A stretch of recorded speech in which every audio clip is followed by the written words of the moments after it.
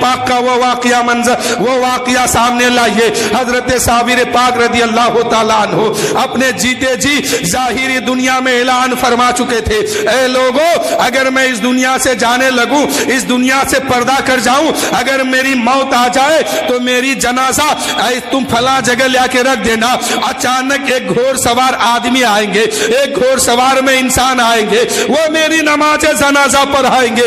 اے میرے دوستو, اب حضرت صابر پاک اس دنیا سے پردہ کر چکے ہیں, اس دنیا کی سفر کر چکے ہیں, جنازہ رکھا جا چکا ہے, جنازے کے لیے لوگ تیار ہو چکے ہیں. نماز جنازہ ہو تو کیسے ہو, ان کے مرید ہیں وہ اعلان کرتے ہیں کہ میرے پیر و مرشد نے کہا تھا کہ میری نماز جنازہ وہ شخص پڑھائیں گے جو گھوڑے پر سوار ہو کے آئیں گے, اچانک نمودار ہوں گے, وہی میری نماز جنازہ پڑھائیں گے. لیکن میرے دوستو سفر لگ چکی ہے, جنازہ رکھا جا چکا ہے, لوگ تیار بھی ہو چکے ہیں, لیکن جنازہ پڑھائے تو کون پڑھائے, نماز جنازہ پڑھائے تو کون پڑھائے.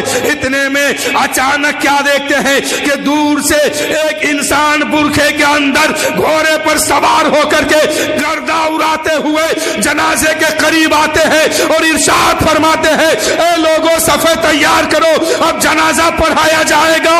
جنازہ کی نماز پڑھائی جاتی ہے, صابر پاک کی جنازہ کی نماز پڑھائی گئی ہے. لوگ وہاں سے واپس, اب وہ بابا واپس ہوتے ہیں, گھوڑ سوار والے واپس ہوتے ہیں. حضرت صابر پاک کے مرید نے دامن تھام لیا اور کہا, حضور یہ جو جنازہ آپ پڑھا کے جاتے ہیں, یہ جس کی جنازہ کی نماز آپ ادا کر کے جاتے ہیں, یہ کوئی معمولی شخص نہیں ہے, یہ اللہ کا ولی ہے, میرے پیر و مرشد ہے, صابر کلیر ہے.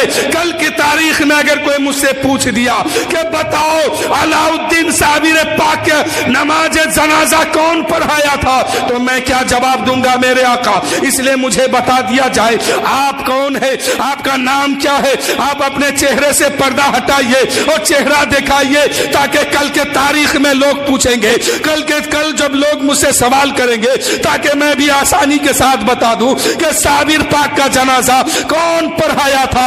اے میرے دوستو, جو ہی اس گھوڑ سوار نے اپنے چہرے سے نقاب ہٹایا ہے, مرید بے ہوش ہو جاتے ہیں اور کہتے ہیں, حضور بات کیا ہے, ماجرا سمجھ میں نہیں آیا. ایک طرف گھوڑے پر سوار ہے اور دوسرے طرف جنازے میں لیتے ہیں, وہ کوئی اور نہیں تھا, وہ صابر پاک ہی تھا جو اپنا جنازہ خود ہی پڑھایا ہے. میرے دوستو, صابر پاک کی بارگاہ میں ایک مرید آیا تھا اور سوال کیا, حضور فنا کیا ہے, بقا کیا ہے, فنا کیا ہے اور بقا کیا ہے. صابر پاک فرماتے ہیں کہ کل آنا میں بتاؤں گا, کل آنا تمہیں جواب دی جائے گی, میں تمہیں جواب عطا کر دوں گا. لیکن مرید جب کل پہنچتے ہیں آستانہ صابر پاک میں تو مرید کیا دیکھتے ہیں کہ پیر و مرشد تو اس دنیا سے جا چکے ہیں, اس دنیا سے ان کی روح پرواز کر چکی ہے. لیکن میرے دوستو یہ سوال ان کے دماغ میں کھٹک رہا تھا. صابر پاک نے گھوڑے پر سوار ہو کے کہہ دیا, اے میرے مریدو سنو, فنا اور بقا تم نے مجھ سے پوچھا تھا, وہ جو جنازے میں لیٹا ہے وہ فنا ہے اور جو گھوڑے پر سوار ہے وہ بقا ہے.